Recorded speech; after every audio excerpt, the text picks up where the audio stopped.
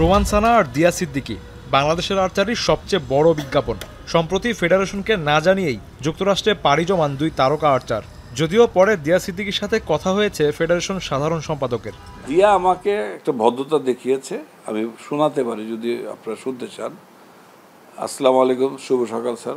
আমি ওয়ালাইকুম সালাম দিছি। স্যার মনে কষ্ট নেবেন না, আপনি জানে আসতে পারে। ঠিক আছে, ঠিক আছে, তুমি চলে গেছো, জানায় যেতে পারো, কিন্তু বইলা তো যাও নেই, এটা আমি বলি নেই। নর্মাল হয়েছে, স্যার আমরা দেশে ফিরে আসলে আপনার সাথে দেখা করবো। ঠিক আছে। মার্কিন মুলুকে থেকে গণমাধ্যমে এ দম্পতি জানিয়েছেন নিজেদের ভাগ্য উন্নয়নের লক্ষ্যেই এই পথে হেঁটেছেন দুজন। তবে আর্চারি ফেডারেশনের দাবি গেল 7 বছরে এই খেলার মাধ্যমে রোমান সানা আয় করেছেন 46 লক্ষ টাকারও বেশি। সবশেষ 6 বছরে তার স্ত্রী দিয়া সিদ্দিকী কামিয়েছেন প্রায় 24 লক্ষ টাকা।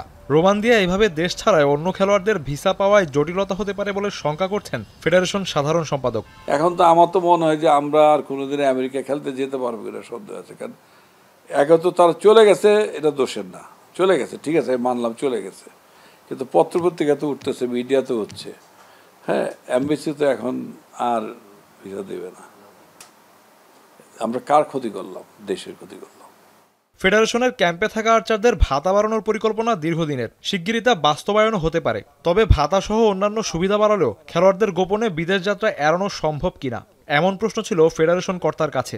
আমরা যদি কোটি টাকাও দিয়ে ফেলি, যদি মানসিকতাটা দেশপ্রেম না থাকে, তারা চলেই যাবে। ভাগ্যের চাকা ঘুরাতে রোমান দিয়ার আগে আর্চার হাকিম আহমেদ রুবেল ও অসীম পাড়ি জমিয়েছেন যুক্তরাষ্ট্রে। তাদের মধ্যে রুবেল প্রত্যয়নপত্র চেয়েছিলেন বলে দাবি ফেডারেশন সাধারণ সম্পাদকের। আমাদের জানায় গেলে বলতে পারতাম যে এর জন্য তারা চলে গেছে। এখন তারা চলে যাবে, আবার বললো যে আমাদের একটা প্রত্যয়নপত্র দেন, আমরা খেলতাম। এসকে শাওন, এখন, ঢাকা।